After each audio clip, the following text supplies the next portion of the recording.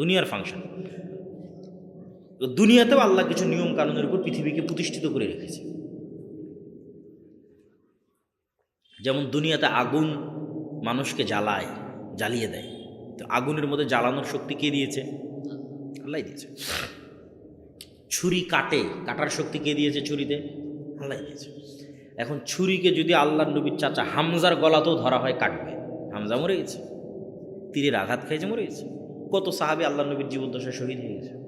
ছুরি তো আর গিয়ে বললো না, তরবারিতে গিয়ে আর বললো না, এটা তো হামজার গলা, আমি আর কাটবো না, এটা আল্লাহ নবীর উমুক সাহাবীর শরীর, আমি আর ঢুকবো না। হ্যাঁ, আল্লাহ যেই নিয়মের উপর পৃথিবী তৈরি করে রেখেছে, এই নিয়ম যে ইউজ করবে তার জন্যই কাজ করবে। মোবাইল যারা তৈরি করেছে, একটা অপশানে চাপ দিলে ফ্ল্যাশ লাইট জ্বলতেছে, মুসলমানও যদি চাপ দেয় জ্বলবে, হিন্দুও যদি চাপ দেয় জ্বলবে। ওই রকম ফাংশন পৃথিবীকে আল্লাহ কিছু ফাংশনের উপর ডেভেলপ করেছে। পৃথিবীর দুইটা ফাংশন হচ্ছে নেতা হওয়ার ফাংশন। গোলাম হব না, আমি আজ থেকে নেতা হতে চাই। কোন বাটনে চাপ দিলে নেতা হব? বুঝেন মানে আমার কথা? মোবাইলের কোন ফাংশনে ক্লিক করলে, বাটনে চাপ দিলে নেতা হওয়া যাবে? এই দুইটা ফাংশনের একটার নাম জ্ঞান এবং শিক্ষা। এটার নাম কি বলো তো যুবকেরা? আরও জোরে বলে, একটা ফাংশনের নাম কি? জ্ঞান এবং শিক্ষা। এই জ্ঞান শিক্ষার বাটনে যে চাপ দিবে, ও নেতা হয়ে যাবে। এখন মনে করো আমেরিকা, ইউরোপ, ইসরায়েলের ইহুদি খ্রিস্টানের সন্তানেরা জ্ঞান এবং শিক্ষার পিছনে ছুটতেছে, আর তোমাদের ঠাকুরগাঁ এই অঞ্চলের যুবকেরা free fire, PUBG, mobile, video game, BPL, IPL, online জুয়া, নেশা, বিড়ি, সিগারেট, গাঞ্জা, মদ, যত রকমের সময় নষ্টের রাস্তা আছে সেগুলোতে তারা সময় ব্যয় করতেছে। ওই ফাংশনগুলো তারা ইউজ করতেছে। এখন আল্লাহ সুবহানাহু ওয়া তাআলা এসে কি বলবে যে ইহুদি খ্রিস্টানরা তোরা থাম, তোরা যতই জ্ঞান অর্জন করিস, তোদেরকে নেতা বানাবো না। আমার ঠাকুরগাঁয়ের কিছু মদখোর, জুয়াখোর বান্দা আছে, ওদেরকে নেতা বানাতে হবে। হবে না। আল্লাহ সুবহানাহু ওয়া তাআলা তার নিজের বানানোর রুলস সাধারণত ভাঙ্গেন না। আল্লাহ এই রুলসের উপর পৃথিবী সাজিয়েছে। এখানে যে জ্ঞান অর্জন করবে ও কি হবে? নেতা হবে। কারণ ও যদি ইহুদি খ্রিস্টান অর্জন করে, নেতা হবে। তাহলে তোমরা যদি নেতা হতে চাও, কি অর্জন করতে হবে? জ্ঞান এবং শিক্ষা। আল্লাহ নিজে সবার চেয়ে জ্ঞানী। আদম আলাইহিসসালাতু ওয়াসসালাম জিন এবং ফেরেশতাদের চেয়ে জ্ঞানী। বানু ইসরায়েলের মধ্যে তলুতকে আল্লাহ নেতা বানিয়েছিলেন। ওখানে আল্লাহ কোরআনের আয়াতে বলেছেন বাস্তাতান ফিল ইলম, আমি তলুতকে নেতা বানিয়েছি জ্ঞানে বেশি থাকার কারণে। তাহলে যে জ্ঞানী বেশি হবে ও নেতা হবে। তাহলে তুমি যদি মদ, জুয়া, নেশার মধ্যে থাকো, তাহলে অটোমেটিক তুমি গোলাম আছো। তুমি নিজেই তোমার পায়ে কিসের জিঞ্জির বাঁধতেছো? গোলামির জিঞ্জির বাঁধতেছো। তোমাকে আর যারা জ্ঞান অর্জন করতেছে ওরা তোমাকে কন্ট্রোল করবে। তোমাকে, তোমার দেশকে, তোমার প্রজন্মকে তুমি কন্ট্রোল করতে পারবে না। কেন? তুমি নিজেই তোমার হাতে পায়ে গোলামির হাত কড়া পরিয়েছ। ভাঙতে চাও, জ্ঞান অর্জন করতে হবে। খুলতে চাও, জ্ঞান অর্জন করতে হবে। সর্বোচ্চ পর্যায়ের জ্ঞান অর্জন করতে হবে। আর একটা ফাংশনের নাম হচ্ছে ন্যায়পরায়ণতা, সত্যবাদিতা। আর একটা ফাংশনের নাম কি? ন্যায়পরায়ণতা, সত্যবাদিতা। এর বিপরীত ফাংশন হচ্ছে মিথ্যা, ধোঁকা, দুর্নীতি, 2 নম্বরই রাস্তা। এর বিপরীত ফাংশন। তো মিথ্যা, ধোঁকা, দুর্নীতি 2 নম্বরই, এটা হচ্ছে গোলামির চিহ্ন। আর সত্যবাদিতা, ন্যায়পরায়ণতা, এটা হচ্ছে আজাদির চিহ্ন, স্বাধীনতার চিহ্ন।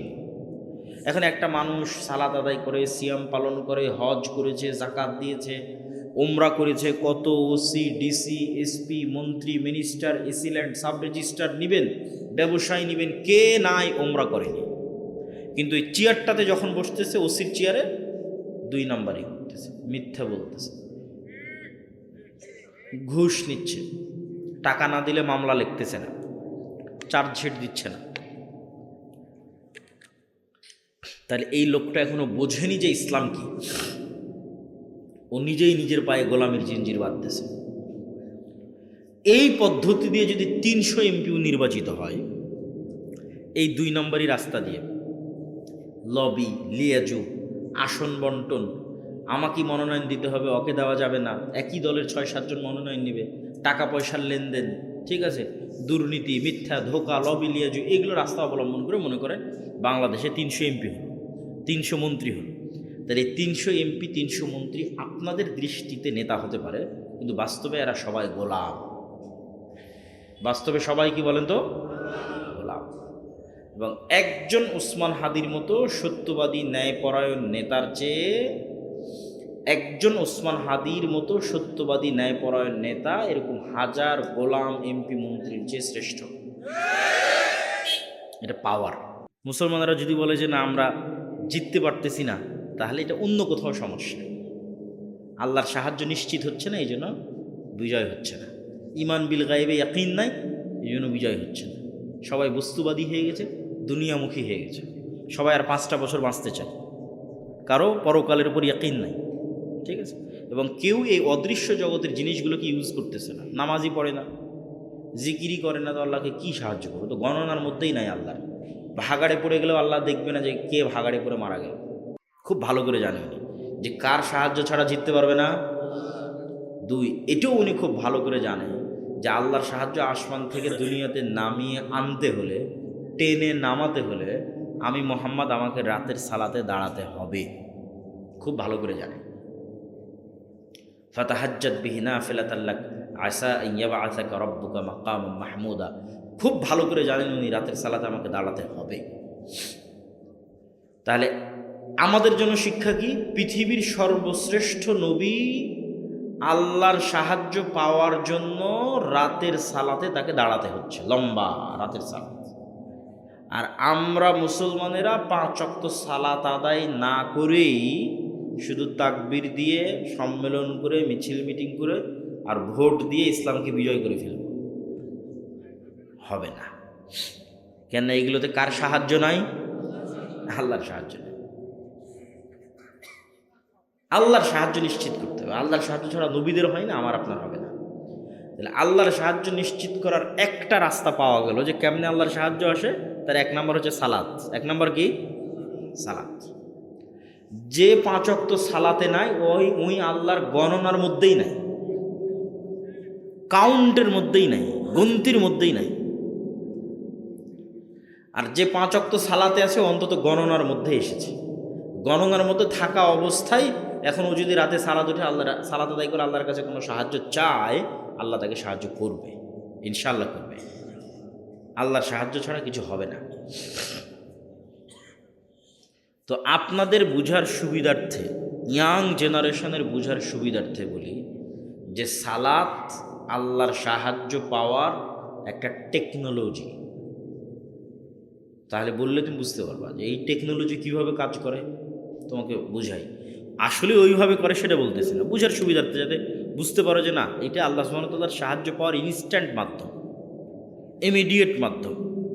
তো এই টেকনোলজি কেমন? যেমন ধরো এই যে মোবাইলটা লক হয়ে আছে, এই মোবাইলের লক খোলার জন্য আমি ফিঙ্গারপ্রিন্ট দিলে মোবাইল অন হচ্ছে, অথবা যদি ফেস ভেরিফিকেশন দেওয়া থাকে ডানে বামে, তাহলে ফেস ভেরিফিকেশন করলে মোবাইল অন হবে, অথবা পাসওয়ার্ড দেওয়া থাকলে পাসওয়ার্ড চাপলে অন হবে।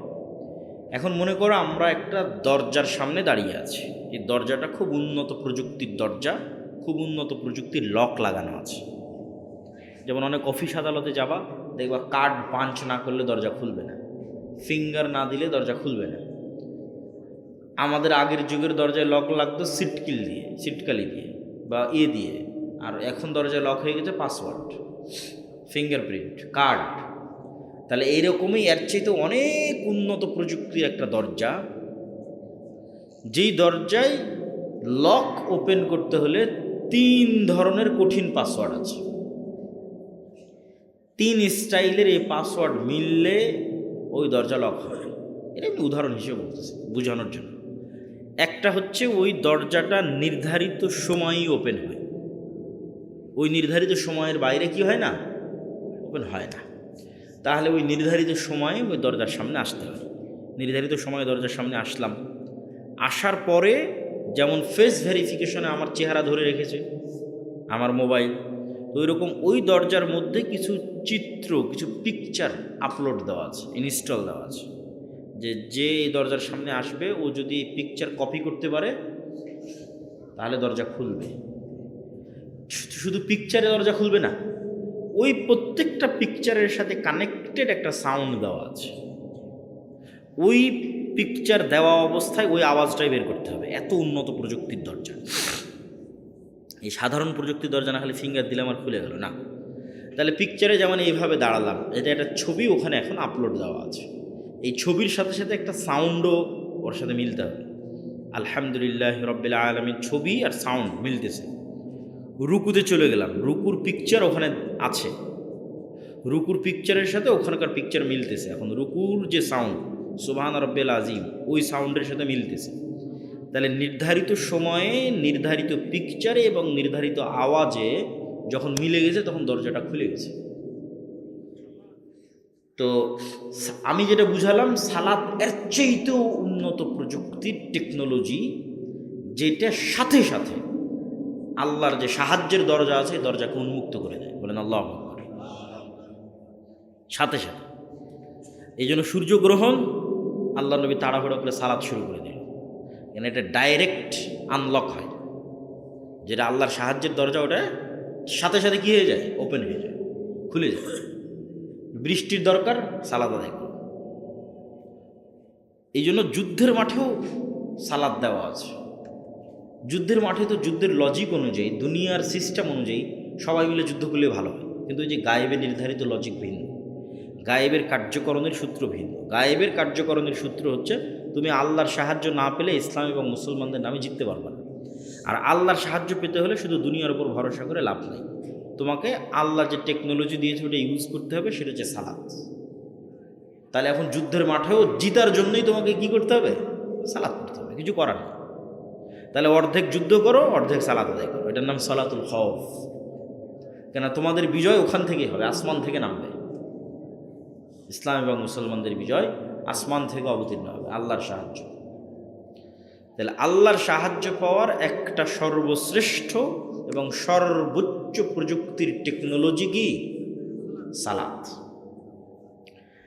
আমি আরও বেশি করে বলতে চাই না, কিন্তু তারপর ইবনুল কাইয়িম রাহিমাহুল্লাহ বলেছে দেখে একটু সাহস করি। মানুষ যখন সিজদার দিকে তাকিয়ে থাকে, তো হাদিসে এসেছে আল্লাহ সুবহানাহু ওয়া তাআলাও ততক্ষণ বান্দার সাথে কানেক্টেড থাকে। তো ইবনুল কাইয়িম রাহিমাহুল্লাহ বলতেছেন যে যতক্ষণ সিজদার দিকে তাকিয়ে থাকে এবং সালাতে মনোযোগ থাকে, ততক্ষণ আল্লাহ সুবহানাহু ওয়া তাআলা যেই নূরের পর্দা দিয়ে তার চেহারা ঢাকা আছে ওই নূরের পর্দা সরিয়ে দেন এবং সরাসরি বান্দার মুখোমুখি হয়ে যায়। যখনই বান্দা অন্য কোনো চিন্তায় মগ্ন হয়ে যায় অথবা চোখ ওখান থেকে সরিয়ে নেয়, তখন পর্দাটা পড়ে যায়, আল্লাহ এবং বান্দার মধ্যে বিচ্ছিন্নতা তৈরি হয়। তা আমি আরেকটু সহজ করে তোমাদের বোঝানোর জন্য বলি, যাতে জিনিসটা কতটা গুরুত্বপূর্ণ এটা বোঝা যায়। কিন্তু এইভাবে হয় সেটা না, এটা তো গায়েবের খবর, আল্লাহ সুবহানাহু ওয়া তাআলা ভালো জানেন। এখন অনলাইনে জুমে যখন তোমরা লাইভ ক্লাসে অংশগ্রহণ করো, তখন ওই পারে টিচার, এই পারে তুমি।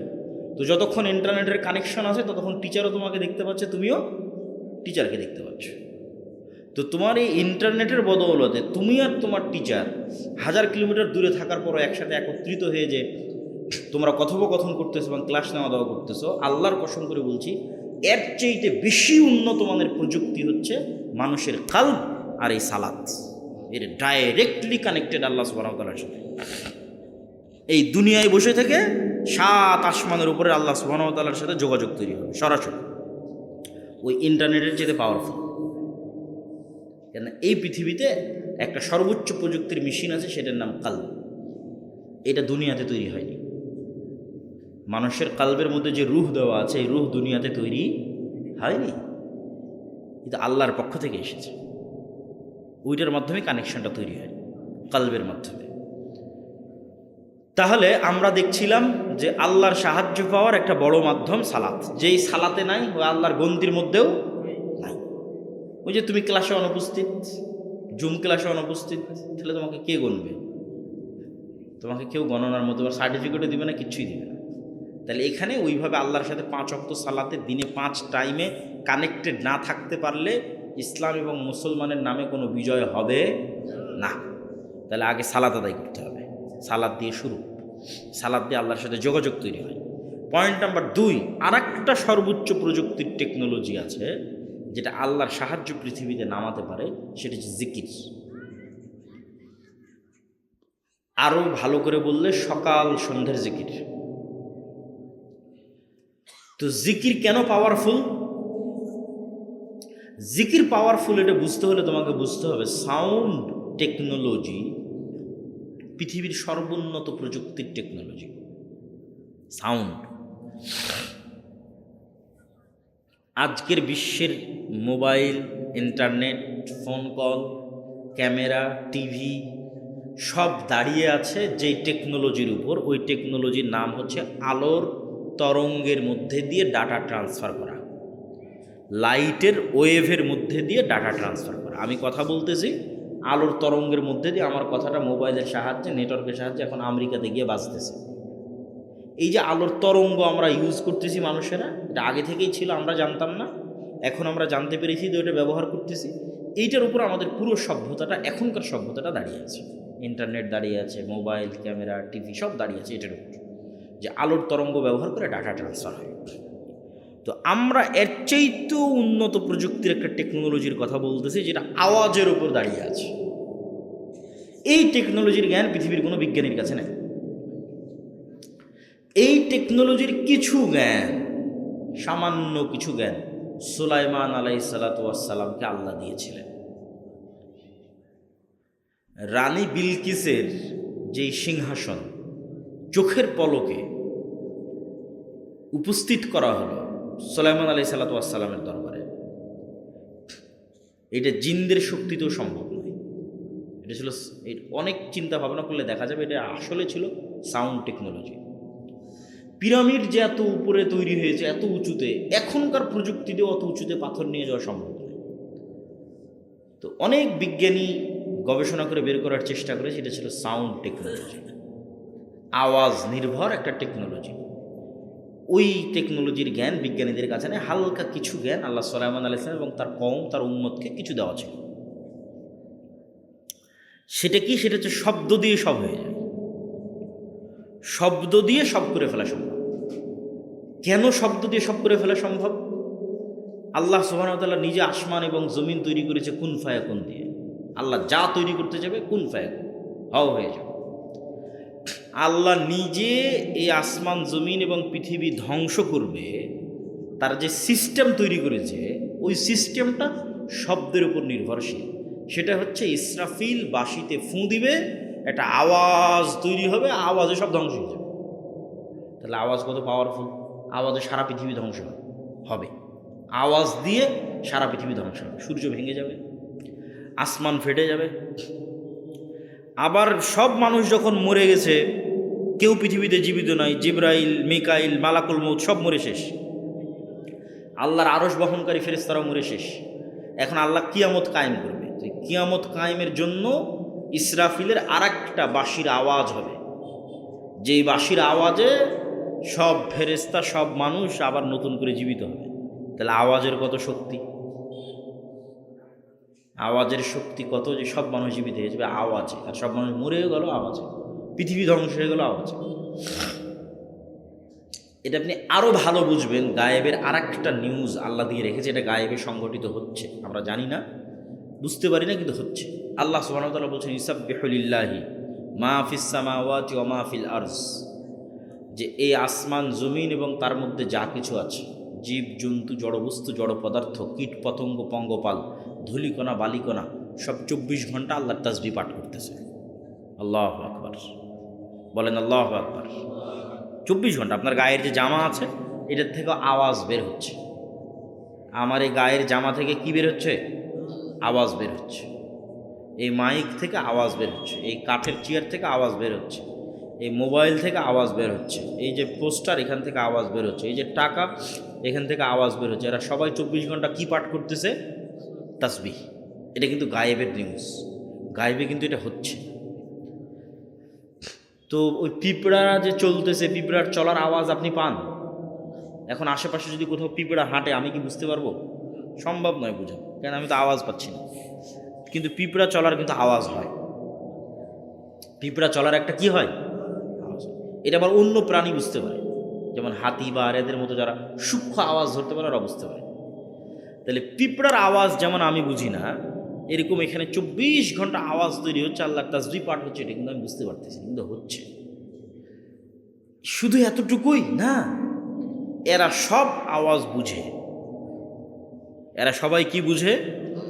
আওয়াজ বুঝে। যেমন আমি যদি এখন বলি সুবহান আল্লাহ, তাহলে এই টিস্যু পেপারটাই সুবহান আল্লাহটা বুঝে। এটাই সত্য, এটা গায়েবের নিউজ, এই জন্য প্রথম পয়েন্ট দিয়েছি গায়েবের ওপর ইয়াকিন। মানে এটা গায়েবে ঘটতেছে, এটার উপর ইয়াকিন না তৈরি হবেন তো বিজয়ী হবে না। এটার উপর ইয়াকিন রাখতে হবে যে আমি যে বললাম সুবহান আল্লাহ, যেহেতু আল্লাহ বলেছে তাহলে এটা এই সুবহান আল্লাহ বুঝে। দলিল রাসূল সাল্লাল্লাহু আলাইহি ওয়াসাল্লাম বলতেছে মুয়াজ্জিন যখন আজান দেয়, এই মুয়াজ্জিনের আজান যতদূর পর্যন্ত যায় অতদূর পর্যন্ত প্রত্যেকটা ধূলিকণা, বালিকণা, জীব জন্তু, জড় পদার্থ, কীট পতঙ্গ, পঙ্গপাল সব মুয়াজ্জিনের আওয়াজ ধরে রেখেছে, কিয়ামতের মাঠে সাক্ষী দিবে। আল্লাহু আকবার। মুয়াজ্জিনের আওয়াজ বুঝেছে, সাক্ষী দিবে। তাহলে আমি আল্লাহু আকবার বলতেছি, বুঝতেছি। তাহলে এই জন্য সাউন্ডের উপরেই তো তাহলে সারা পৃথিবী দাঁড়িয়ে আছে, আওয়াজের উপরেই সারা পৃথিবী দাঁড়িয়ে আছে। তাহলে আওয়াজ সবচেয়ে পাওয়ারফুল। এই জন্য মুসা আলাইহিসসালাতু ওয়াসসালামের লাঠির চেয়েও এবং ঈসা আলাইহিসসালাতু ওয়াসসালাম যে মৃতকে জীবিত করত, মানুষের অন্ধ ভালো করে দিত, তারপরে মাথায় টাক পড়ে থাকলে ভালো করে দিত, এগুলোর চাইতেও বেশি পাওয়ারফুল মুজিজা হচ্ছে এটাই। কেননা এটা সরাসরি আল্লাহর নিজের আওয়াজ। বলেন আল্লাহু আকবার। কোরআন কার শব্দ, কার বাক্য? আল্লাহর শব্দ, আল্লাহর বাক্য। আল্লাহ সুবহানাহু ওয়া তাআলার কাছ থেকে জিবরাইল আলাইহিসসালাতু ওয়াসসালাম, জিবরাইল আলাইহিসসালাতু ওয়াসসালামের কাছ থেকে মুহাম্মদ সাল্লাল্লাহু আলাইহি ওয়াসাল্লাম, মুহাম্মদ সাল্লাল্লাহু আলাইহি ওয়াসাল্লামের সাহাবীরা, হ্যাঁ আমরা এই তো সরাসরি আল্লাহর আওয়াজ আমরা উচ্চারণ করতেছি। আল্লাহু আকবার। এই জন্য শ্রেষ্ঠতম জিকির এটা। জিকিরের জগতে যত জিকির আছে তার মধ্যে সর্বশ্রেষ্ঠ জিকির কি? কোরআন। কেন এটা কার কথা? আল্লাহর কথা। তাহলে মুসলমানদের কাছে কত পাওয়ারফুল জিনিস আছে এবার বুঝে। মুসলমানরা যদি বলে যে না আমরা জিততে পারতেছি না, তাহলে এটা অন্য কোথাও সমস্যা। আল্লাহর সাহায্য নিশ্চিত হচ্ছে না, এই জন্য বিজয় হচ্ছে না। ইমান বিল গায়েবে ইয়াকিন নাই, এই জন্য বিজয় হচ্ছে না। সবাই বস্তুবাদী হয়ে গেছে, দুনিয়ামুখী হয়ে গেছে। সবাই আর 5টা বছর বাঁচতে চায়, কারো পরকালের উপর ইয়াকিন নাই। ঠিক আছে? এবং কেউ এই অদৃশ্য জগতের জিনিসগুলোকে ইউজ করতেছে না। নামাজই পড়ে না, জিকিরি করে না, তো আল্লাহকে কী সাহায্য করবে? তো গণনার মধ্যেই নাই আল্লাহর। ভাগাড়ে পড়ে গেলেও আল্লাহ দেখবে না যে কে ভাগাড়ে পড়ে মারা গেল, দেখবেন না, কেন গন্তির মধ্যেই নাই। তাহলে এই জিনিসগুলো আপনি যতক্ষণ কাজে না লাগাবেন, সবচেয়ে পাওয়ারফুল জিনিসগুলো মুসলমানদের কাছে আছে। এবং আমার ধারণা, আমি জানি না, আল্লাহু আলাম, আল্লাহ ভালো জানে, কিন্তু আমার মন বলে যে মানুষ যেমন আজ থেকে 50-100 বছর আগে এই মোবাইলের মাধ্যমে যোগাযোগ করা যাবে এটা জানতো না, তো আজ থেকে 500-1000 বছর পর যেটার কথা রাসূল সাল্লাল্লাহু আলাইহি ওয়াসাল্লাম বলেছে যে মুসলমানদের তাকবীর ধ্বনিতে শহর বিজয় হয়ে যাবে। শুধু তাকবীরে, আওয়াজ, জিকির, পাওয়ার, এর ক্ষমতা।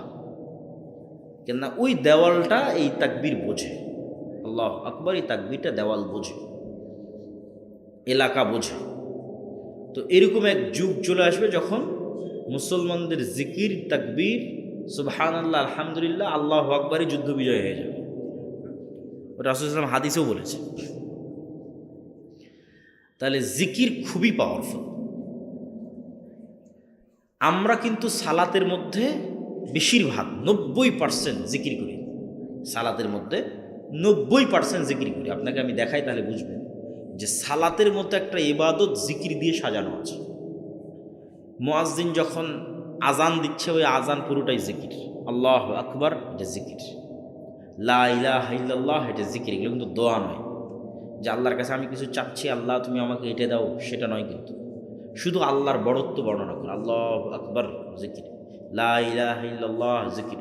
তাহলে আজান দিয়ে শুরু হলো, একামাত জিকির। সালাত শুরু করলাম, আল্লাহু আকবার, এটাও জিকির। সালাতের শুরুতে সূরা ফাতিহা পড়লাম, এটা শ্রেষ্ঠতম জিকির। কেন? কোরআন, আল্লাহর সাউন্ড, আল্লাহর আওয়াজ। আর একটা ভিন্ন কোনো সূরা পড়লাম, সেটাও জিকির। আল্লাহু আকবার বলে রুকুতে চলে গেলাম, জিকির। রুকুতে গিয়ে সুবহান রাব্বিয়াল আযীম, এটা তাসবিহ, জিকির। এখানেও কিন্তু কোনো চাওয়া নাই যে আল্লাহ আপনি আমাকে এটা দেন, এটা দিয়েন না, এগুলো নাই। ওখান থেকে উঠলাম, রব্বানা লাকাল হামদ। কে প্রশংসা করবে? আল্লাহ তার প্রশংসা শুনবে, প্রশংসা জিকির, রব্বানা লাকাল হামদ। সিজদায় চলে গেলাম, আল্লাহু আকবার, সুবহান রাব্বিয়াল আ'লা, এটাও তাসবিহ, জিকির। দোয়া শুরু হয় একদম সালাম ফেরানোর পূর্বে গিয়ে দোয়া শুরু হয়। তার আগ পর্যন্ত পুরো সালাতের প্রত্যেকটা স্টেপে জিকির দেওয়া আছে। জিকির খুবই পাওয়ারফুল। এখন জিকিরের পাওয়ার বোঝানোর জন্য দুটো ঘটনা বলে এই পয়েন্টের আলোচনা শেষ করব। পরের 2 পয়েন্টে চলে যাব। বিসমিল্লাহ। মুসা আলাইহিস সালাতু ওয়াস সালাম, ফেরাউন ডুবে যাবে, মুসা আলাইহিস সালাম জিতবে, এটা পৃথিবীর সবচেয়ে আশ্চর্য ঘটনা। পৃথিবীর যত আশ্চর্য ঘটনা আছে তার একটা। তো আল্লাহ মুসা আলাইহিস সালাতু ওয়াস সালামকে লাঠি দিলেন, লাঠি ছাড়লে সাপ হয়। আল্লাহ সুবহানাহু ওয়া তাআলা বললেন, বগল থেকে হাত বের করো, হাত জলজল করো। জিহ্বায় তোতলামি ছিল, ভালো করে দিলেন, ভাইকে সাথে দিলেন, দিয়ে আল্লাহ বলছেন, ওয়ালা তানিয়া ফি যিকরি, মুসা তোমাকে এগুলো সব দিলাম, এগুলো সব অ্যাক্টিভেট থাকবে যদি জিকির অব্যাহত থাকে, আর জিকির বাদ দিয়ে দিলে এগুলো কিন্তু সব ডিঅ্যাক্টিভেট হয়ে যাবে। এখন কল্পনা করেন, এটা ঘটেনি, আমি আপনাকে গুরুত্ব বোঝানোর জন্য কল্পনা করতে বলছি। কল্পনা করেন মুসা আলাইহিস সালাম এক সপ্তাহ থেকে আর নামাজ পড়ে না, এক সপ্তাহ থেকে আর জিকির করে না আপনার। 7 দিনের দিন এখন মুসা আলাইহিস সালাম লাঠি মারে আর সাপ হয় না, লাঠি দিয়ে সমুদ্রে বাড়ি মারে আর রাস্তা হয় না, লাঠি দিয়ে পাথরে আঘাত করে আর ঝর্ণা তৈরি হয় না। এখানে এগুলো সব কী হয়ে গেছে? ডিঅ্যাক্টিভেট হয়ে গেছে। ফেসবুকের অ্যাকাউন্ট ডিঅ্যাক্টিভেট হয়ে যায় না, হোয়াটসঅ্যাপ ডিঅ্যাক্টিভেট হয়ে যায় না, তোমাদের টিকটকের অ্যাকাউন্ট ডিঅ্যাক্টিভেট হয়ে যায় না, তাহলে ডিঅ্যাক্টিভেট হয়ে গেছে, টেকনোলজি ডিঅ্যাক্টিভেট হয়ে গেছে। তা আল্লাহ বলছে, ওয়ালা তানিয়া ফি যিকরি, জিকির করতে ভুলবা না, যা দিয়েছি তোমার কালব, এটা পৃথিবীর সবচেয়ে উন্নত প্রযুক্তির মেশিন। তোমার এই কালব যখন আল্লাহ সুবহানাহু ওয়া তাআলার সাথে জিকির এবং সালাতের মাধ্যমে কানেক্টেড, যতক্ষণ কানেক্টেড জিকির এবং সালাতের মাধ্যমে আল্লাহর সাথে, এখন লাঠি দিয়ে তুমি সমুদ্রে বাড়ি মারলে মহাসমুদ্র রাস্তা হয়ে যাবে। আল্লাহু আকবার। কেন? লাঠি তখন অ্যাক্টিভেট আছে, ওই লাঠি দিয়ে এখন পাথরে আঘাত করো, ঝর্ণা তৈরি হয়ে যাবে। সবগুলো কাজ করতেছে, কার্যকরী। কেননা মুসা আলাইহিস সালাম জিকিরের মাধ্যমে কানেক্টেড আছে রব্বুল আলামিনের সাথে, সালাতের মাধ্যমে কানেক্টেড আছে রব্বুল আলামিনের সাথে। সম্মানিত বুঝতে, তাহলে এটা হলো জিকিরের পাওয়ার। যে মুসা আলাইহিস সালামকে বলা হচ্ছে সব কিন্তু অচল হয়ে যাবে, কি না থাকলে? জিকির না থাকলে। আর জিকিরের মাধ্যমে আমার সাথে কানেক্টেড আছো, আমি তোমার সাথে আছি, সব কাজ করবে, ফাংশন সব অ্যাক্টিভেট, চলবে, কোনো সমস্যা নেই। এমনকি ইতিহাসে একটা ঘটনা আছে, এটার কিছুটা সত্যতা এবং মিথ্যের কিছুটা ইয়েও আছে, কিন্তু কিছু দূর পর্যন্ত ঠিক আছে। কেন? কোরআনেও আল্লাহ বলেছে তাবুত হচ্ছে সাকিনা, কোরআনে এত দূর পর্যন্ত বলা আছে যে তাবুত সাকিনা, কিন্তু আমি যে পর্যন্ত বলতেছি এই পর্যন্ত সরাসরি কোরআনে নেই, কিন্তু এতটুকু আছে। তাবুত হচ্ছে মুসা আলাইহিস সালাম যখন মারা গেলেন, তখন মুসা আলাইহিস সালামের লাঠি, মুসা আলাইহিস সালামের পাথর, যে পাথরে ঝর্ণা তৈরি হয়েছিল, মুসা আলাইহিস সালামের কিছু জামা কাপড়, এগুলো সব ওরা একটা বাক্সের মতো জমা করে রেখেছিল। এই বাক্সটার নাম দিয়েছে তাবুত। তো এই বানু ইসরায়েলেরা যেই যুদ্ধেই যেত, ওই বাক্সটা ঘাড়ে করে নিয়ে যেত, বাক্সটা ঘাড়ে করে নিয়ে গিয়ে রাখতো সামনে, রেখে যুদ্ধ শুরু করতো, যুদ্ধে বিজয় হয়ে যেত।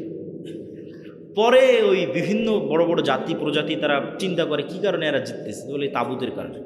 তখন তাবুত ওরা চুরি করে নিয়ে যায়। পরে দীর্ঘদিন যাবত এই তাবুত আর খুঁজে পাওয়া যায় না, আর নাই।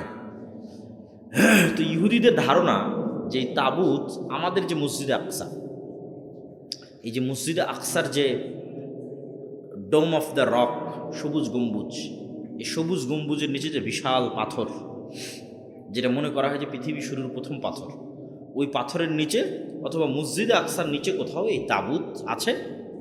ঠিক সুলাইমান আলাইহিস সালাতু ওয়াস সালামের যে সিংহাসন বা আরও অন্যান্য যে জিনিসগুলো ছিল, সেগুলো এই মসজিদে আকসার নিচে বা আশেপাশে কোথাও আছে। তো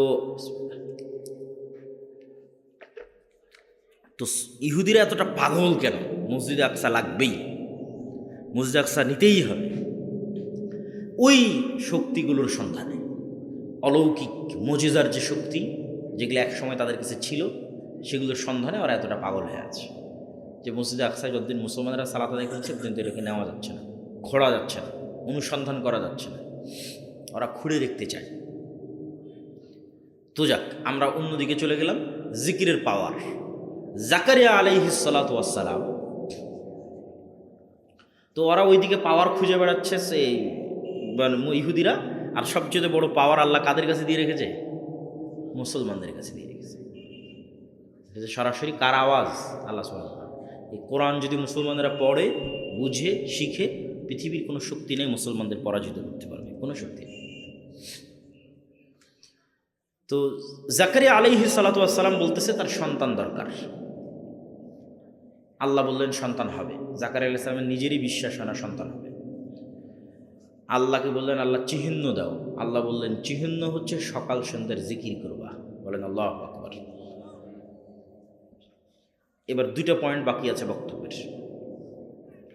দুনিয়ার ফাংশন, এগুলো সব গেল গায়েবের ফাংশন। ইমান বিল গায়েবে ইয়াকিন, আল্লাহর সাহায্য ছাড়া বিজয় হয় না, আল্লাহর সাহায্য পেতে চাইলে কি করতে হবে, সব গায়েবের ফাংশন, দুনিয়ার ফাংশন। তো দুনিয়াতেও আল্লাহ কিছু নিয়ম কানুনের উপর পৃথিবীকে প্রতিষ্ঠিত করে রেখেছে। যেমন দুনিয়াতে আগুন মানুষকে জ্বালায়, জ্বালিয়ে দেয়। তো আগুনের মধ্যে জ্বালানোর শক্তি কে দিয়েছে? আল্লাহ দিয়েছে। ছুরি কাটে, কাটার শক্তি কে দিয়েছে ছুরিতে? আল্লাহ দিয়েছে। এখন ছুরিকে যদি আল্লাহর নবীর চাচা হামজার গলাতেও ধরা হয় কাটবে, হামজা মরে গেছে, তীরের আঘাত খেয়েছে, মরে গেছে। কত সাহাবী আল্লাহর নবীর জীবদ্দশায় শহীদ হয়ে গেছে।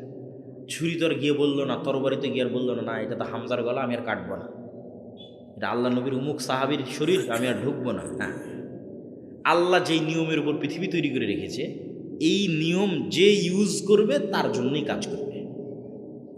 মোবাইল যারা তৈরি করেছে, একটা অপশানে চাপ দিলে ফ্ল্যাশ লাইট জ্বলতেছে। মুসলমানও যদি চাপ দেয় জ্বলবে, হিন্দুও যদি চাপ দেয় জ্বলবে। ওই রকম ফাংশন পৃথিবীকে আল্লাহ কিছু ফাংশনের উপর ডেভেলপ করেছে। পৃথিবীর দুইটা ফাংশন হচ্ছে নেতা হওয়ার ফাংশন। গোলাম হব না, আমি আজ থেকে নেতা হতে চাই। কোন বাটনে চাপ দিলে নেতা হব? বুঝেনি মানে আমার কথা? মোবাইলের কোন ফাংশনে ক্লিক করলে, বাটনে চাপ দিলে নেতা হওয়া যাবে? এই দুইটা ফাংশনের একটার নাম জ্ঞান এবং শিক্ষা। এটার নাম কি বলো তো যুবকেরা? আরও জোরে বলে, একটা ফাংশনের নাম কি? জ্ঞান এবং শিক্ষা। এই জ্ঞান শিক্ষার বাটনে যে চাপ দিবে ও নেতা হয়ে যাবে। এখন মনে করো আমেরিকা, ইউরোপ, ইসরায়েলের ইহুদি খ্রিস্টানদের সন্তানেরা জ্ঞান এবং শিক্ষার পিছনে ছুটতেছে, আর তোমাদের ঠাকুরগা এই অঞ্চলের যুবকেরা free fire, PUBG, mobile, video game, BPL, IPL, online জুয়া, নেশা, বিড়ি, সিগারেট, গাঞ্জা, মদ, যত রকমের সময় নষ্টের রাস্তা আছে সেগুলোতে তারা সময় ব্যয় করতেছে। ওই ফাংশনগুলো তারা ইউজ করতেছে। এখন আল্লাহ সুবহানাহু ওয়া তাআলা এসে কি বলবে যে ইহুদি খ্রিস্টানরা তোরা থাম, তোরা যতই জ্ঞান অর্জন করিস তোদেরকে নেতা বানাবো না, আমার ঠাকুরগাঁয়ের কিছু মদখোর জুয়াখোর বান্দা আছে ওদেরকে নেতা বানাতে হবে। হবে না। আল্লাহ সুবহানাহু ওয়া তাআলা তার নিজের বানানোর রুলস সাধারণত ভাঙ্গেন না। আল্লাহ এই রুলসের উপর পৃথিবী সাজিয়েছে।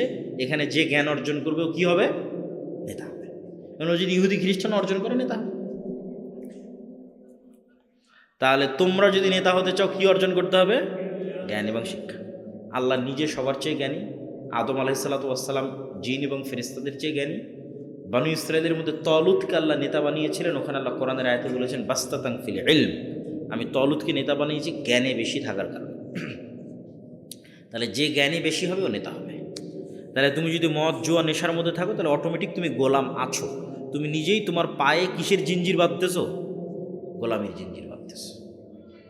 তোমাকে আর যারা জ্ঞান অর্জন করতেছে ওরা তোমাকে কন্ট্রোল করবে। তোমাকে, তোমার দেশকে, তোমার প্রজন্মকে তুমি কন্ট্রোল করতে পারবে না। কেন? তুমি নিজেই তোমার হাতে পায়ে গোলামির হাত কড়া পরিয়েছ। ভাঙতে চাও, জ্ঞান অর্জন করতে হবে। খুলতে চাও, জ্ঞান অর্জন করতে হবে। সর্বোচ্চ পর্যায়ের জ্ঞান অর্জন করতে হবে। আরেকটা ফাংশনের নাম হচ্ছে ন্যায়পরায়ণতা, সত্যবাদিতা। আর একটা ফাংশনের নাম কি? ন্যায়পরায়ণতা, সত্যবাদিতা। এর বিপরীত ফাংশন হচ্ছে মিথ্যা, ধোঁকা, দুর্নীতি, 2 নম্বরই রাস্তা। এর বিপরীত ফাংশন। তো মিথ্যা, ধোঁকা, দুর্নীতি 2 নম্বরই, এটা হচ্ছে গোলামির চিহ্ন। আর সত্যবাদিতা, ন্যায়পরায়ণতা এটা হচ্ছে আজাদির চিহ্ন, স্বাধীনতার চিহ্ন। এখন একটা মানুষ সালাত আদায় করে, সিয়াম পালন করে, হজ করেছে, জাকাত দিয়েছে, উমরা করেছে, কত ওসি, ডিসি, এসপি, মন্ত্রী, মিনিস্টার, এসিল্যান্ড, সাব রেজিস্ট্রার নিবেন, ব্যবসায়ী নিবেন, কে নাই উমরা করেনি। কিন্তু এই চেয়ারটাতে যখন বসতেছে, ওসির চেয়ারে 2 নম্বরই করতেছে, মিথ্যা বলতেছে, ঘুষ নিচ্ছে, টাকা না দিলে মামলা লিখতেছে না, চার্জশিট দিচ্ছে না। তাহলে এই লোকটা এখনো বোঝেনি যে ইসলাম কি। ও নিজেই নিজের পায়ে গোলামের জিঞ্জির বাঁধতেছে। এই পদ্ধতি দিয়ে যদি 300 এমপিও নির্বাচিত হয়, এই 2 নম্বরই রাস্তা দিয়ে, লবি, লিয়াজু, আসন বন্টন, আমাকে মনোনয়ন দিতে হবে, ওকে দেওয়া যাবে না, একই দলের 6-7 জন মনোনয়ন নেবে, টাকা পয়সার লেনদেন, ঠিক আছে, দুর্নীতি, মিথ্যা, ধোকা, লবি, লিয়াজু, এগুলো রাস্তা অবলম্বন করে মনে করেন বাংলাদেশে 300 এমপি হলো, 300 মন্ত্রী হলো। তাহলে 300 এমপি, 300 মন্ত্রী আপনাদের দৃষ্টিতে নেতা হতে পারে, কিন্তু বাস্তবে এরা সবাই গোলাম। বাস্তবে সবাই কি বলেন তো? গোলাম।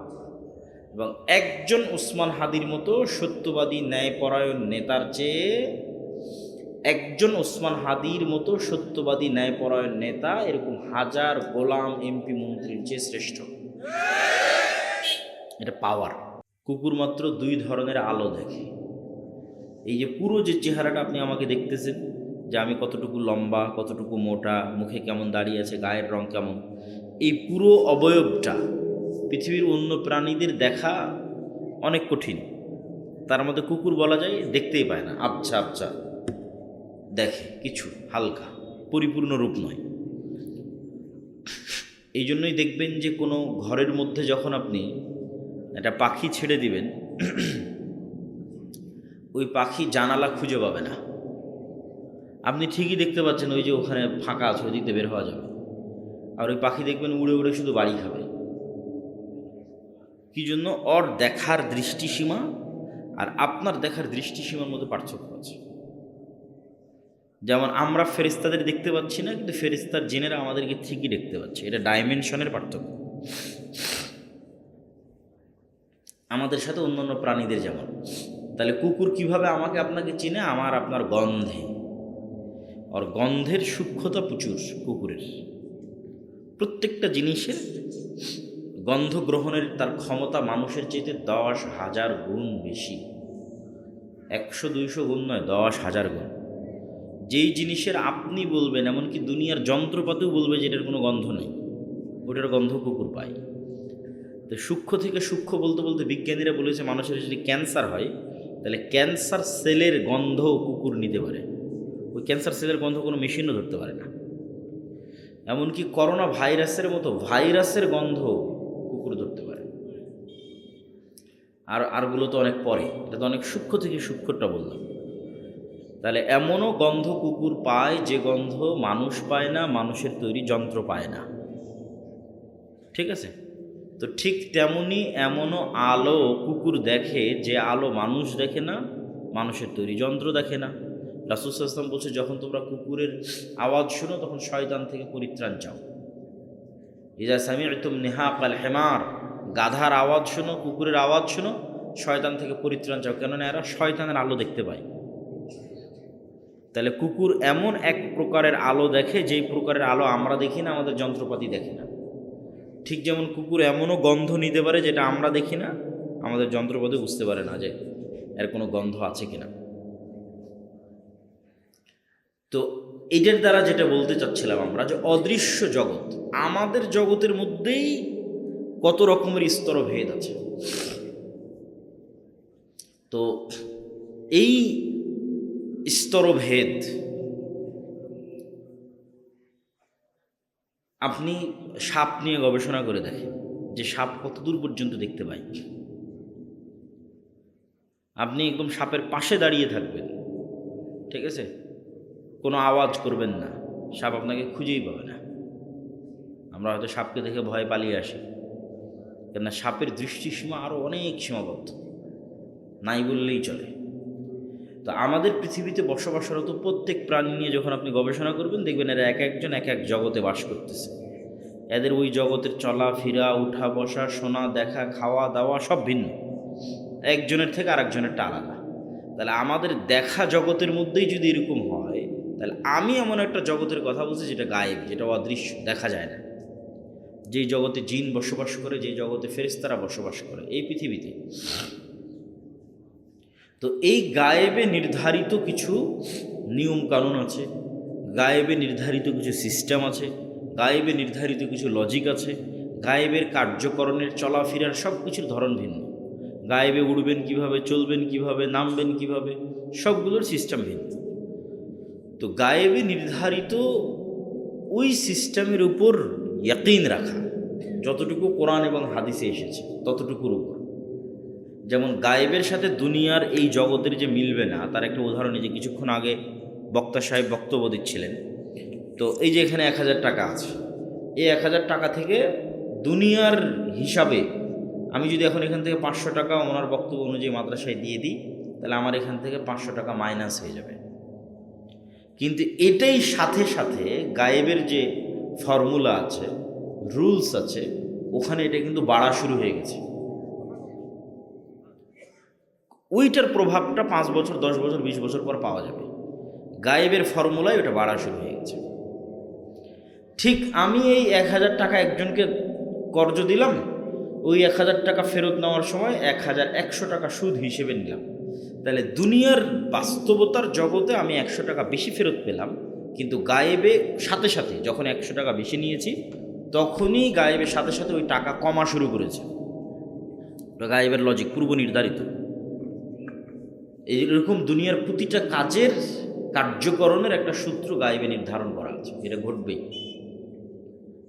ওইটা ইনস্ট্যান্ট, সাথে সাথে ঘটে, প্রভাব মানুষ অনেক পরে দেখতে পায়। এই জন্য আল্লাহ সুবহানাহু ওয়া তাআলা বলছেন ইয়ামহাকুল্লাহুর রিবা ওয়া ইউরবিস সাদাকাত। এটা গায়েবের নিয়ম, আল্লাহ কোরআনে দিয়ে দিয়েছে যে দেখো, গায়েবে দান করলে বাড়ে আর সুদ নিলে কমে। তো গায়েবে যেটা ঘটে ওটার প্রভাবও দুনিয়াতে দেখা যাবে, একটু সময় লাগবে। কিন্তু দুনিয়াতে বাস্তবে কিন্তু এখন দান করলে কমে যাচ্ছে, সুদ নিলে বাড়তেছে, কিন্তু বাস্তবে এটা বাড়তেছে না বা কমতেছে না। বাস্তবে গায়েবে যেটা ঘটতেছে সেটাই প্রকাশ পাবে, সেটা আল্লাহ কোরআনে বলে দিয়েছে।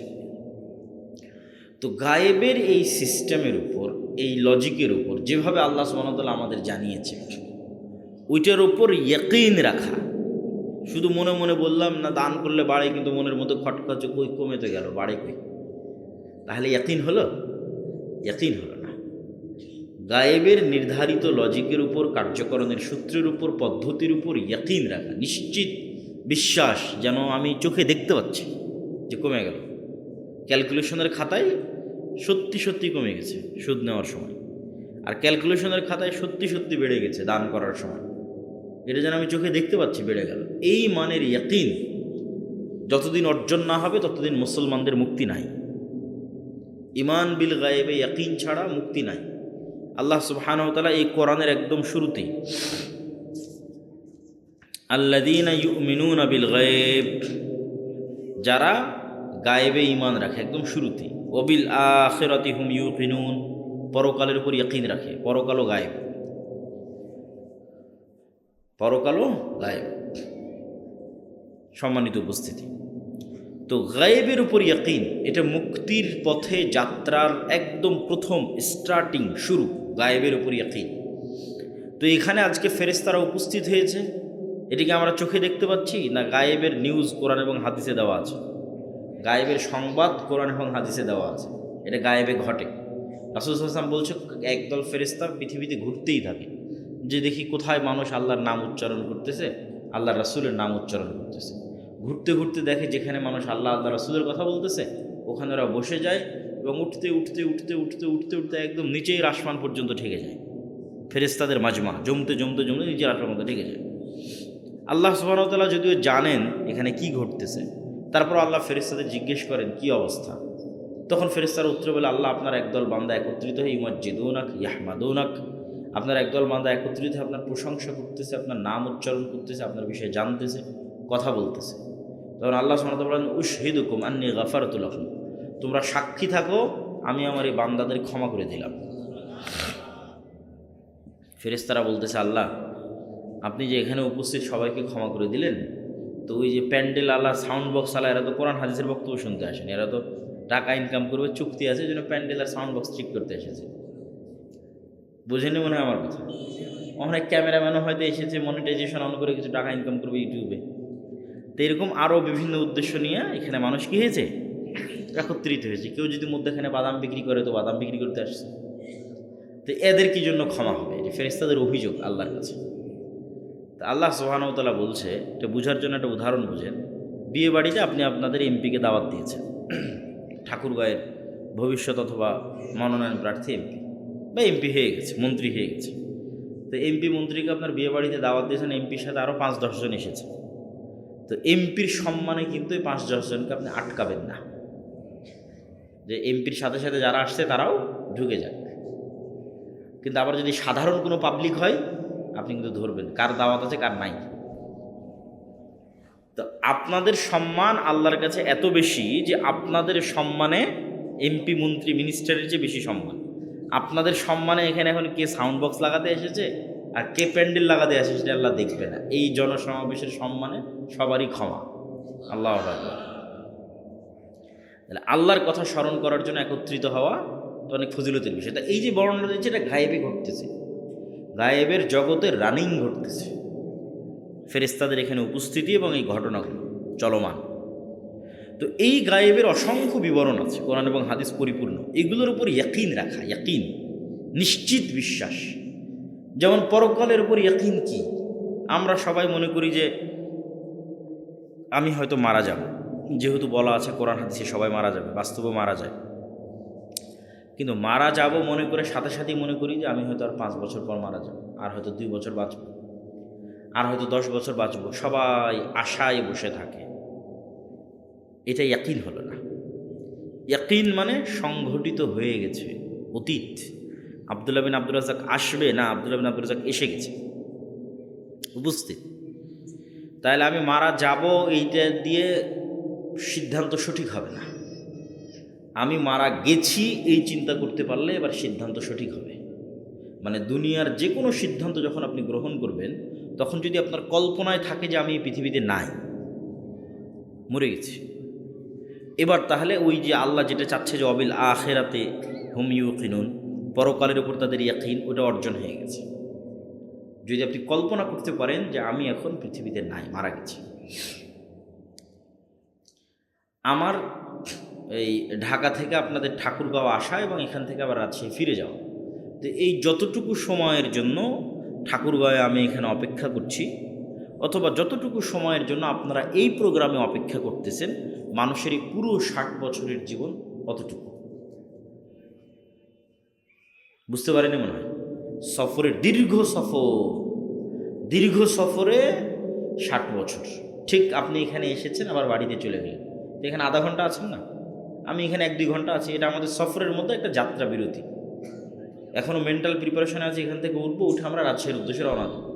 তাহলে যে রাজশাহী থেকে বের হয়ে ঠাকুরগাঁয়ে এসে আবার যে রাজশাহী চলে গেলাম, এই ঠাকুরগাঁয়ের মধ্যে যতটুকু সময় অপেক্ষা করলাম, এতটুকু হচ্ছে দুনিয়ার 60 বছরের জীবন। কেন এই যাত্রাটা তো অনেক দীর্ঘ। কোথায় হাজার হাজার বছর আগে রুহের জগতে সফর শুরু হয়েছে, রুহের জগৎ হয়ে এটা হয়ে বারজাকি জগৎ হয়ে কিয়ামত হয়ে জান্নাত এবং জাহান্নাম, ওখানে গিয়ে স্থির হবে। তাহলে লম্বা সফর নয়? এই লম্বা সফরে এতটুকু সময়, 60 বছর এবং 70-80 বছরের জীবনটা এখানে আপনার কাটানো আধা ঘন্টার মতো।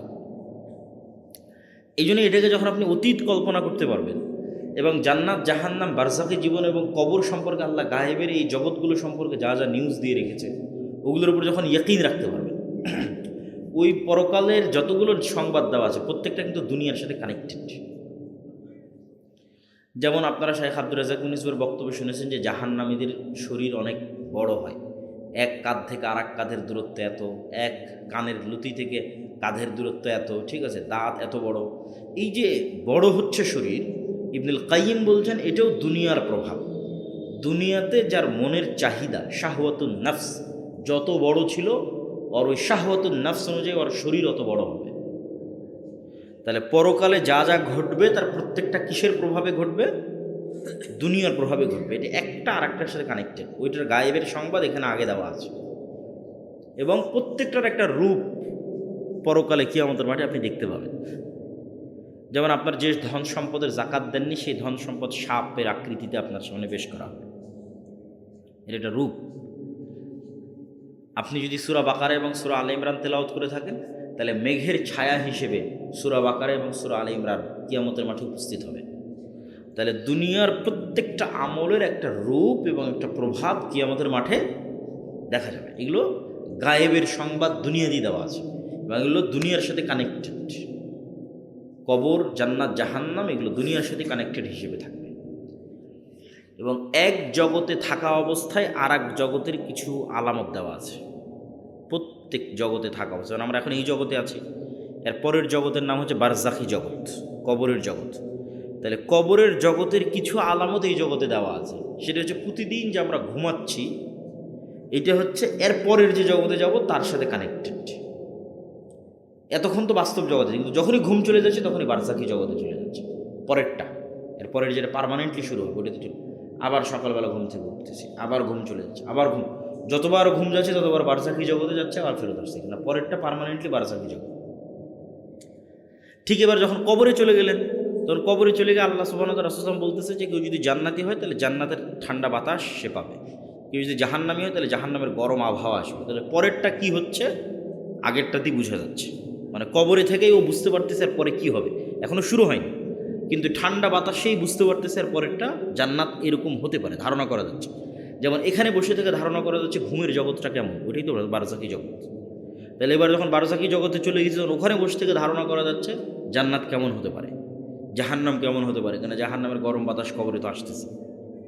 তাহলে এক জগতে থাকা অবস্থায় পরের জগতের চিহ্ন। এই জন্য ঘুমানোর সময় রাসূলুল্লাহ সাল্লাল্লাহু আলাইহি ওয়াসাল্লাম দোয়া শিখিয়ে দিলেন যে আল্লাহুম্মা বিইসমিকা আমুতু, হে আল্লাহ আপনার নামে ঘুমাচ্ছি না, আপনার নামে মৃত্যুবরণ করতেছি, ওয়া আহইয়া, এবং আপনার নামে সকালবেলা আবার মরা থেকে বেঁচে উঠব। এবং পরের দিন ঘুম থেকে উঠার যে দোয়া ওখানেও একই জিনিস দেওয়া আছে, আহইয়ানা বা'দামা আমাতানা, হে আল্লাহ মরে গেছিলাম রাতের বেলা, এখন সকালে জিন্দা হয়ে উঠলাম, এই জন্য তোমার শুকরিয়া আদায় করি। এটা বলা নাই যে আল্লাহ ঘুমিয়ে গেছিলাম, ঘুম থেকে ঘুম ভাঙলো না, মারা গেছিলাম, ওটা মৃত্যু। মৃত্যু এরকমই, এবং যদি ঘুমের মধ্যে মারা যায় তাহলে তো ওটাই মৃত্যু পার্মানেন্টলি, কেন ঘুম চলে গেলে রূহ কবজ করে নেয়। আল্লাহ কোরআনের আয়াতে বলছে যে ঘুম চলে গেলে এমনভাবে রূহ কবজ করা হয় যে রূহের সাথে শরীরের একটা কানেকশন থাকে, কিন্তু রূহ কবজ করা হয়ে গেছে। কেন রূহের মূল কাজটাই হচ্ছে দেখা, শোনা, চিন্তা করা, এই কাজগুলো ঘুমের সময় বন্ধ হয়ে যায়। এই জন্য ঘুমের সময় মানুষ পরের জগতে, মানে স্বপ্ন দেখা, ভিন্ন জগতের সাথে কানেকশন, এগুলো সব স্বপ্নের মধ্যে হয়। কেন তখন রূহ উড়ে বেড়াতে পারে, চলতে পারে, আর নাই, এই শরীরের মধ্যে নাই, একটা কানেকশন রক্ষা করে বের হয়ে গেছে। কিন্তু যখনই মারা যাবে তখন ওই কানেকশনটাও কী হয়ে যাবে, শেষ হয়ে যাবে। যদি আল্লাহ কাউকে পার্মানেন্টলি ঘুমের মধ্যেই নিয়ে নিতে চায় তাহলে ওই কানেকশনটাও শেষ। তো আমরা এটা বলতেছি যে এই জিনিসগুলো গায়েবের লজিক, সূত্র, কার্যকরণের পদ্ধতি কোরআন এবং হাদিসে রাসূল সাল্লাল্লাহু আলাইহি ওয়াসাল্লাম বলে দিয়ে গেছে। এগুলোর উপরও যখন ইয়াকিন, যেন আপনি চোখে দেখতে পাচ্ছেন, যেন হচ্ছে, যেন হয়ে গেছে, তাহলে আপনি দুনিয়াতে প্রত্যেক সিদ্ধান্ত গ্রহণে আপনি ভুল করবেন না। এখন দুনিয়ার সিদ্ধান্ত গ্রহণে আমরা সকাল সন্ধ্যা ভুল করি। কি ভুল করি? আমরা সবসময় দেখি কোনটাতে দুনিয়ার লাভ, আর যখন গায়েবের উপর ইয়াকিন থাকবে তখন আপনি দেখবেন কোনটাতে পরকালের লাভ। তাহলেই তো ভুল সিদ্ধান্ত অফ হয়ে গেল। পরকালের লাভ দেখে যখন সিদ্ধান্ত নেবেন তখনই রাইট ট্র্যাকে আছেন, সিরাতে মুস্তাকিমে আছেন। এটার জন্যই লাগবে ঈমান বিল গায়বে ইয়াকিন। পয়েন্ট নাম্বার 2, আল্লাহর সহযোগিতা ছাড়া মুসলমানদের বিজয় হয় না, হবে না, অতীতেও হয়নি। তথা দুনিয়ার শক্তিতে পাওয়ারফুল হলেই ইসলামের বিজয় হবে, এটা মিথ্যা কথা। যেমন অনেকেই মনে করে এখনকার মুসলমানেরা দুর্বল, এই জন্য মুসলমানেরা জিততে পারতেছে না, এটা ভুয়া কথা। এখনকার মুসলমানেরা মুহাম্মদ সাল্লাল্লাহু আলাইহি ওয়াসাল্লামের যুগে, মুহাম্মদ সাল্লাল্লাহু আলাইহি ওয়াসাল্লাম মক্কার কাফের মুশরিকদের তুলনায় যা দুর্বল ছিল, এখনকার মুসলমানেরা তার চেয়ে শক্তিশালী। এবং মূসা আলাইহিস সালাতু ওয়াস সালাম ফেরাউনের তুলনায় যা দুর্বল ছিল, এখনকার গাজার মুসলমানেরা ইসরায়েলের তুলনায় তার চেয়ে শক্তিশালী। তাহলে মুসলমানেরা দুনিয়ার দিক থেকে দুর্বল, এটা অতীতের নবীদের সাথে মাপলে, অতীতের ইতিহাসের সাথে মাপলে মিলে না। মুসলমানেরা শক্তিশালী, কিন্তু বিজয় হয় না কেন? আসলে শক্তি দিয়ে তো বিজয়ই হয় না, এই জন্য হয় না। বিজয় হতে কি লাগে? কি বললাম, কি লাগে? আরও জোরে বলেন, কি লাগে? আল্লাহর সাহায্য লাগে। এখন তাহলে আমাদের সাথে কার সাহায্য নাই? আল্লাহর সাহায্য। আল্লাহর সাহায্য পাওয়ার ক্রাইটেরিয়া আমরা ফিল আপ করতে পারতেছি না। শূন্য স্থান পূরণ, ফাংশন ইউজ করা, গায়েবের লজিক, সূত্র, গায়েবের সূত্রে যে আল্লাহর সাহায্য আসবে, এটার যে একটা সিস্টেম তৈরি করা আছে, ওই ফাংশনগুলো আমরা ব্যবহার করতেছি না, ফাংশনগুলো ফিল আপ করতেছি না, ফলত এখানে আল্লাহর সাহায্য আসতেছে না, আসবে না। ওগুলো কি? ওই যে নবীদের জীবনী পড়লেই দেখা যাবে সেগুলো কি। কেন নবীদের বিজয় কার সাহায্য ছাড়া হয়নি? আল্লাহর সাহায্য ছাড়া হয়নি। বদর, উহুদ, খন্দক, হুনাইন কোনো যুদ্ধে মুহাম্মদ সাল্লাল্লাহু আলাইহি ওয়াসাল্লাম নিজের শক্তিতে জিততে পারেনি, নিজের জনগণের শক্তিতে জয়লাভ করতে পারেনি। ওনাকে শেষ পর্যন্ত কার সাহায্য নিতে হয়েছে? আল্লাহর সাথে। আল্লাহ নিজেও বলছে, ফাস্তাজাবা লাকুম রাব্বুকুম আন্নী মুমিদ্দুকুম বিআলফিম মিনাল মালাইকাতি মুরদিফিন। তোমরা বিপদে পড়ে আল্লাহর কাছে সাহায্য চেয়েছিলে, আমি আল্লাহ মুহাম্মদ সাল্লাল্লাহু আলাইহি ওয়াসাল্লাম এবং সাহাবীদের উদ্দেশ্য করে বলছি, আমি আল্লাহ তোমাদের সাহায্যের উত্তরে আসমান থেকে হাজার হাজার ফেরেশতা অবতীর্ণ করেছি। আল্লাহু আকবার। একদম এই ভাষাতেই আছে যে তোমরা বিপদে পড়ে আমার সাহায্য চেয়েছো। তারা নিজের শক্তিতে হচ্ছে না হচ্ছে না মুহাম্মদ সাল্লাল্লাহু আলাইহি ওয়াসাল্লামের নিজের জনগণের শক্তিতে হচ্ছে না, তো বিপদে পড়ে কার সাহায্য চেয়েছে? আল্লাহর সাহায্য। আল্লাহ বলছে, আমি তোমাদের সাহায্যের উত্তরে আসমান থেকে কি নামিয়ে দিয়েছি? হাজারে হাজার ফেরেশতা। তো বদরের যুদ্ধের দিন একজন সাহাবী বলছে যে, মা রাআইতুহুমা ক্বাবলু ওয়ালা বা'দ। দুইজন ব্যক্তি ধবধবে সাদা পোশাক পরে বীর বিক্রমে যুদ্ধ করতেছে, যাদেরকে মদিনায় আমি আগে কোনোদিন দেখিনি, পরে কোনোদিন দেখিনি। এতটুকু মদিনা এখনও এত ছোট্ট, সবাইকে চেনা যায়, 500-600 মানুষ। তো রাসূল সাল্লাল্লাহু আলাইহি ওয়াসাল্লামকে যখন বলল, আল্লাহর নবী বলল, এরা স্বয়ং জিবরাইল আর মিকাইল যুদ্ধ করছে। আসমান থেকে স্বয়ং কে নেমে এসেছে? জিবরাইল আর মিকাইল নেমে এসেছে। জিবরাইল আর মিকাইল দুইজন যুদ্ধ করতেছে বীর বিক্রমে, যাদের কথা বর্ণনা করতেছে তারা। আর এক সাহাবী এক মুশরিকের পিছনে ধাওয়া করতেছে, ওকে ধরবে তাই। তো দেখে যে ওর ওপর আক্রমণ করার আগেই ও উল্টে পড়ে গেছে, উল্টে পড়ে ওর ক্ষত স্থান থেকে রক্ত বের হচ্ছে। তো সাহাবী আশ্চর্য, আমি মারলাম না, কে মারল, কেমনে পড়লো, আহত হলো কিভাবে? রাসূল সাল্লাল্লাহু আলাইহি ওয়াসাল্লামকে এসে যখন ঘটনা বললো, আল্লাহর নবী বলল, জালিকা মিন মাদাদিস সামাই সালিসা। এটা যে তৃতীয় আসমান থেকে আসা ফেরেশতার আক্রমণ। তাহলে যুদ্ধের মাঠে সাক্ষাৎ কারা যুদ্ধ করতেছে? ফেরেশতারা যুদ্ধ করতেছে। আনাস রাদিয়াল্লাহু তাআলা আনহু বলছে, খন্দকের যুদ্ধের দিন আল্লাহর নবী যুদ্ধ শেষ করে দিয়ে আবার বললেন যে, জিবরাইল আদেশ দিয়েছে 3টে ইহুদি গোত্রের দিকে অভিযান চালাতে হবে, বানু কুরাইজা, বানু কায়নুকা, বানু নাজির।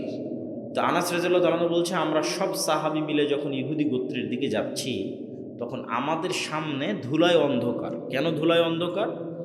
মোটর সাইকেলের শোডাউন হলে, এখন তো সামনে ইলেকশন, নেতারা যখন মোটর সাইকেলের শোডাউন দিবে, গ্রামের মাটির রাস্তা হলে আর এমনি রাস্তা তো ধুলা উঠে ভরে যাবে।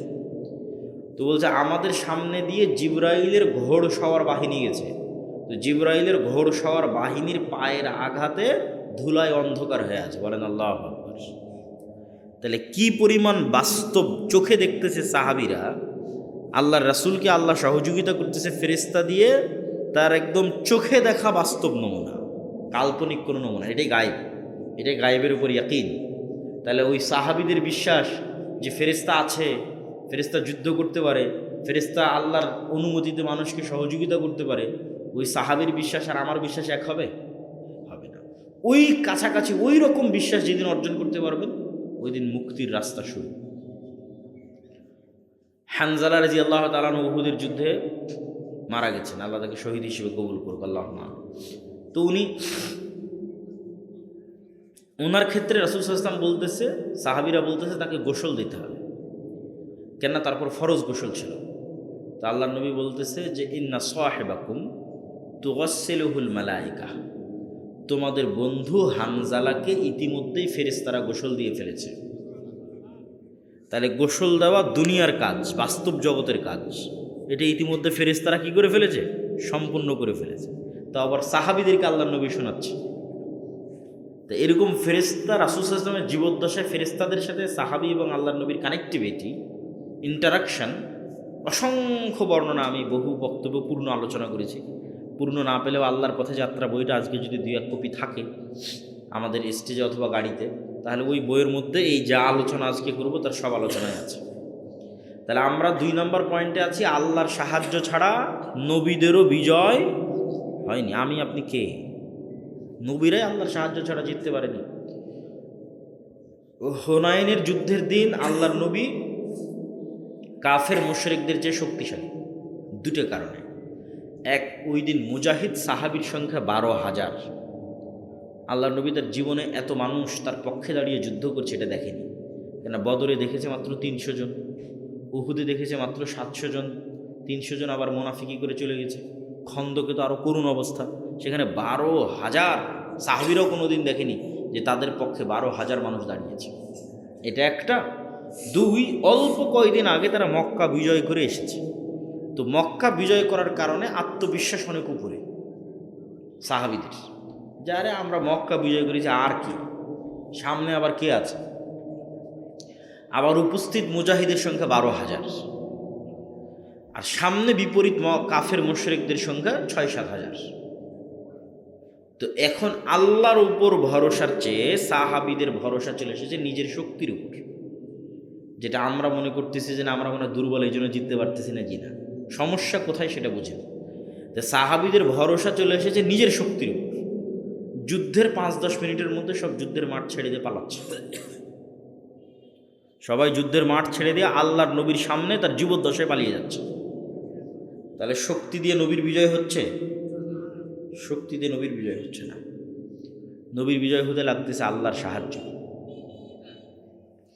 আল্লাহর সাহায্য কিভাবে আসবে এটা এখন গুরুত্বপূর্ণ পয়েন্ট। আমরা আল্লাহর সাহায্য পাচ্ছি না দেখেই কিন্তু বিজয় হচ্ছে না, আর আমাদের ইমান বিল গায়বে ইয়াকিন নাই দেখেই বিজয় হচ্ছে না। আল্লাহর সাহায্য কিভাবে পাওয়া যায়?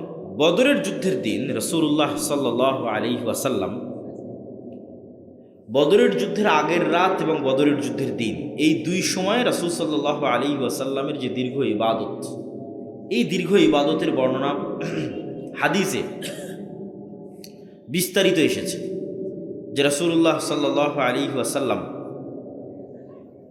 বদরের যুদ্ধের আগের রাতে লম্বা সালাত আদায় করছেন। বদরের যুদ্ধের দিন তাঁবুতে খিমায় হাত উঠিয়ে দোয়া করতে করতে করতে করতে তার গায়ের চাদর পর্যন্ত পড়ে গেছে। তো আল্লাহর নবীর লম্বা সালাত এবং লম্বা দোয়া দেখে আবু বকর রাদিয়াল্লাহু তাআলা ক্লান্ত হয়ে গেছে, যে কাফাকা মুনাশাদাতাকা রব্বাক, আরে আপনি তো নবী, নবীর আবার এত সালাত আদায় করা লাগে সাহায্য নেওয়ার জন্য? তো আল্লাহ এমনি সাহায্য করবে। নবীর আবার এত দোয়া করা লাগে আল্লাহর সাহায্য নেওয়ার জন্য? আল্লাহ তো এমনি সাহায্য করবে। কিন্তু ঘটনা হচ্ছে যে মুহাম্মদ সাল্লাল্লাহু আলাইহি ওয়াসাল্লাম আবু বকরের চেয়ে ভালো জানেন, আমার এবং আপনার চেয়ে ভালো জানেন সালাত লাগবে, সকাল সন্ধ্যার জিকির লাগবে। যদি সত্যিকার অর্থেই এরকম 500 জন যুবক যারা টপ লেভেলের জ্ঞান অর্জন করেছে, সত্যবাদী, ন্যায়পরায়ণ, আবার আল্লাহর সাহায্য নিশ্চিত করতে পেরেছে তার আমল দিয়ে, তার আকিদা দিয়ে, ইমান বিল গায়বে তার ইয়াকিন দিয়ে, তাহলে আল্লাহ সুবহানাহু ওয়া তাআলা ওর জন্য ফেরেশতাদের স্পেশাল ফোর্স দিয়ে দেবে ওকে গার্ড দেওয়ার জন্য। সুলতান সালাহুদ্দিন আইয়ুবীকে হত্যা করার চেষ্টা করেনি মানুষ? ওনার জীবনের উপরে অন্তত 30 থেকে 40 বার গুপ্ত হামলা হয়েছে সালাহুদ্দিন আইয়ুবীর উপরে। প্রত্যেকবার আল্লাহ সুবহানাহু ওয়া তাআলা কোনো না কোনোভাবে তাকে বাঁচিয়ে দিয়েছে। তা আল্লাহ সুবহানাহু ওয়া তাআলা এরকম স্পেশাল ফেরেশতার ফোর্স দিয়ে কী করবে? বাঁচিয়ে দেবে। কিন্তু ওই ধরনের যুবক তৈরি করা লাগবে। এগুলো বাবা এই খেলতামাশা দিয়ে, এই জুয়া নেশা এগুলো দিয়ে হবে না, ঠিক আছে? এই তাকবীর মিছিল মিটিং এগুলো দিয়ে হবে না। 5 ওয়াক্ত সালাত আদায় করতে হবে, জ্ঞান অর্জন করতে হবে, সত্যবাদী ন্যায়পরায়ণ হতে হবে। তো সত্যবাদী ন্যায়পরায়ণ তুমি কি না এটা বুঝবা কেমনে? এটা বুঝার একটা সংক্ষিপ্ত পয়েন্ট বলে আজকের বক্তব্য শেষ করছি। তোমার বাবা তোমার দাদার সম্পত্তিতে তোমার ফুফুকে ন্যায়ের সাথে জমি দিয়েছে কিনা, একটা পয়েন্ট তুমি চোখ বন্ধ করে জিজ্ঞেস করো। যদি দিয়ে থাকে তাহলে তোমরা নেতা হতে পারবা, নেতা হওয়ার গুণ আছে। আর যদি না দিয়ে থাকে তাহলে তোমাকে কালকে মন্ত্রী করলে গত 16 বছরের চেয়ে তুমি বেশি দুর্নীতি করবা। তুমিও গোলাম, তোমার পরবর্তী প্রজন্ম গোলাম থাকবে। তাহলে আগে এখনই ঠিক করো, ন্যায় প্রতিষ্ঠা করো নিজের পরিবারে, নিজের ফ্যামিলিতে, নিজের স্ত্রীর সাথে, সন্তান সন্ততির সাথে, বাপ মায়ের সাথে, ভাই বোনের সাথে, সমাজে যে যে জায়গায় দায়িত্বে আছো, কেউ প্রতিষ্ঠানের প্রধান শিক্ষক আছো, কেউ স্কুলের টিচার আছো, সব নিজ নিজ জায়গায় ন্যায় প্রতিষ্ঠা করো, অটোমেটিক নেতা হয়ে যাবে, বিক্রি হয়ে যাবে না। আমানতের সাথে দায়িত্ব পালন করো। সালাত সিয়াম আদায় করার পরেও যদি কেউ ন্যায় এবং আমানতের সাথে দায়িত্ব পালন না করে তাহলে সে মুনাফিক। আর সালাত সিয়ামের কোনো কাজ নাই, কেন? আবার কালবে ইমান ঢোকেনি। যে কালবে ইমান ঢুকেছে ওখানে মিথ্যা, দুর্নীতি, ধোঁকা থাকতে পারে না। লা ইমানা লিমান লা আমানাতা লাহু। এই বলে আজকের সংক্ষিপ্ত বক্তব্য এখানেই শেষ করছি। সব আলোচনা বিস্তারিত আল্লাহর পথে যাত্রা এই বইয়ের মধ্যে আছে। পিছনে গাড়িতে বাবা মাসিক আল ইতিসাম গুরুত্ব দিয়ে পড়ার চেষ্টা করবা। প্রতি মাসে 3টে লেখা আমি এটাতে লিখি। ফিকুল হাদিস ফতোয়া সিরিজ, যেটাতে 1000 প্রশ্ন উত্তর আছে, উজু, তায়াম্মুম, ফরজ গোসল, সালাত ইত্যাদির উপর 1000। এমন কোনো প্রশ্ন নয় যার উত্তর নাই। হুজুর আমি বিয়ে করতে চাই, মেয়েও রাজি, কিন্তু মেয়ের বাবা কিছুতেই রাজি হচ্ছে না। এই মাহফিলে মেয়ের বাবা উপস্থিত আছে।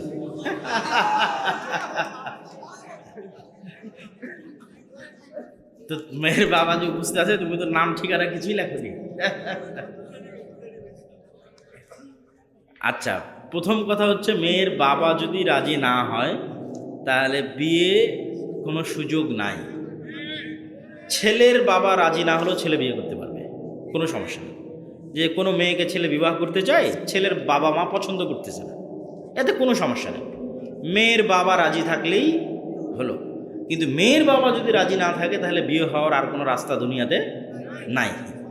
তাহলে এখন কি, এখন হচ্ছে অনুরোধ, মানুষকে দিয়ে বুঝানো, মেয়ের বাবাকে বুঝানো। সেক্ষেত্রে আমরা এতটুকু বলতে পারি যে বিবাহের ক্ষেত্রে অমুককেই বিয়ে করতে হবে এরকম চিন্তা চেতনা করাও ঠিক নয়, অমুককেই আমাকে পেতে হবে এরকম চিন্তা চেতনাও ঠিক নয়। আবার মেয়ের বাবারা যদি এরকম মনে করে না অমুকের সাথে বিয়েই দিব না, এটাও ঠিক নয়। আসলে আল্লাহর কাছে চাওয়া উচিত যে আল্লাহ তুমি আমার বিয়েকে সহজ করো এবং যেখানে কল্যাণ আছে সেখানে আমার বিবাহের ব্যবস্থা করে দাও। কেন কল্যাণ কোথায় আছে তুমি জানো না। তুমি যেটা মনে করতেছো কল্যাণ, ওটা অকল্যাণ হয়ে যাবে। আবার যেটা মনে করছো অকল্যাণ, সেটা কল্যাণ হয়ে যাবে। এই জন্য সাহায্য চাইতে হবে কার কাছে? আল্লাহ সুবহানাহু ওয়া তাআলার কাছে। কেননা বিয়ে জিনিসটা শুধু আবেগের বিষয় নয়, বিয়ে অনেক বড় একটা বিষয়। এর সাথে সন্তান সন্ততির ভাগ্য জড়িত আছে, মৃত্যু পর্যন্ত সংসার চালানোর বিষয় আছে, অনেক কিছু আছে। তো মেয়েকে চিনবা কিভাবে যে মেয়ে ভালো কিনা? মেয়ে ভালো কিনা এটা জানার উপায় হচ্ছে মেয়ের খালা, মেয়ের মা, মেয়ের ফুফু, মেয়ের নানি, তাদের পরিবার পরিজন কেমন, তাদের সংসার কেমন যাচ্ছে। তাদের পরিবার পরিজন এবং তাদের সংসার যদি ভালো যায়, তাতে মেয়ে স্কুল কলেজে পড়লেও সমস্যা নেই, আশা করা যায় ভালো হবে। আর মেয়ের পরিবারে যদি সমস্যা থাকে, এখন মেয়ে মহিলা মাদ্রাসায় পড়ে, খুব ভালো পর্দা করে, তাহলে ওটা ধোঁকা হতে পারে, ধোঁকায় পড়ে যেতে পারে। এই জন্য শুধু বাহ্যিক দেখে সিদ্ধান্ত নেওয়া যাবে না, পরিবার দেখতে হবে, আল্লাহর কাছে সাহায্য চাইতে হবে। আর ছেলে ভালো কোনটা এটা কেমনে বুঝবেন? যদি শুধু ছেলে টাকা আর সরকারি চাকরি দেখেন তাহলেই যে ভালো হবে এটা কিন্তু নয়, ঠিক আছে? অনেক টাকা, সরকারি চাকরি, সেখানে গিয়েও আপনার মেয়ে অশান্তিতে থাকতে পারে।